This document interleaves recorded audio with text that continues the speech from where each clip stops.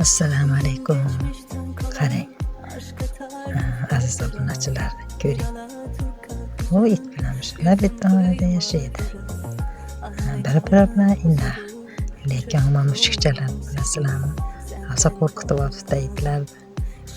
Kim o'ynabdi bu chiroyli kuchuklar, kuchuk itlarni mishiqlab qo'rqitib olishini?